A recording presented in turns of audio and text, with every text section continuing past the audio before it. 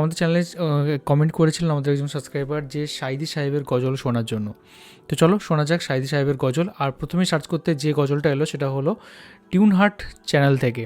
তো চলো শোনা যাক আল্লামা সাইদি গজল। আল্লামা সাইদি তুমি মরুনি, শহীদ হয়েছ তুমি এটাই জানি।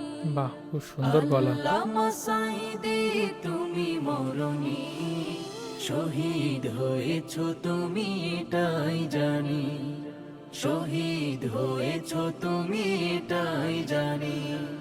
কারাগারে কাটালে 13টি বছর, বাতিল কেঁপেছে তোমায় দেখে থর থর। কারাগারে কাটালে 13টি বছর, বাতিল কেঁপেছে তোমায় দেখে থর থর। তুমি যে ছিলে মোদের নয়ন মনি, শহীদ হয়েছ তুমি এটাই জানি, শহীদ হয়েছ তুমি এটাই জানি। দেহ মাঝে যতদিন ছিল তব প্রাণ, বলেছিলে তুমি সে প্রভুরই কালাম। পুরো অন্তর থেকে গাইছেন, এটা বোঝা যাচ্ছে পুরো। দেহ মাঝে যতদিন ছিল তব প্রাণ, বলেছিলে তুমি সে প্রভুরই কালাম। তাই তো তোমায় ভাবি প্রতিদিনই, শহীদ হয়েছ তুমি এটাই জানি, শহীদ হয়েছ তুমি এটাই জানি।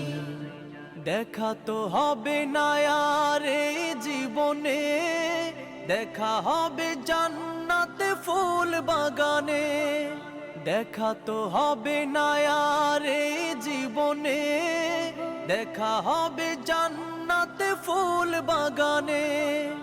এ আশা কবুল করো আল্লাহ তুমি।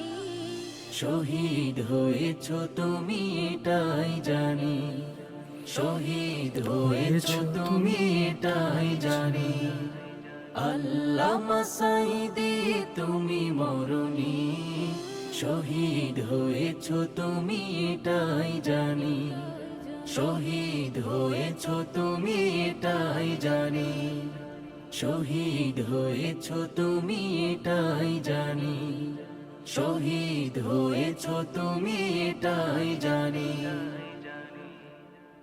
আমরা আল্লামা সাইদির একটা ওয়াজ শুনেছিলাম, সেটা হচ্ছে মৌমাছির একটা ওয়াজ, মৌমাছি নিয়ে উনি বলেছিলেন। আরও একটা ওয়াজ শুনেছিলাম, আর এনার বিষয়ে শুনেছিলাম হচ্ছে মিজানুর রহমান আজহারীর কণ্ঠে তিনি কিছু বলেছিলেন। এর বিষয়ে বক্তা তিনি কত সুন্দর তিনি কথা বলতেন এবং অনেক ভালো মানুষ ছিলেন। তো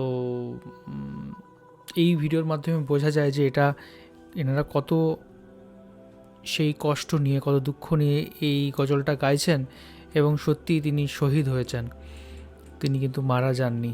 এটাই কিন্তু এই গজলের মাধ্যমে কিন্তু বলা রয়েছে। তো আর কোন কোন ভিডিওর উপর বা গজলের উপর আমরা রেট করতে পারি সেটা অবশ্যই কমেন্ট করে জানান।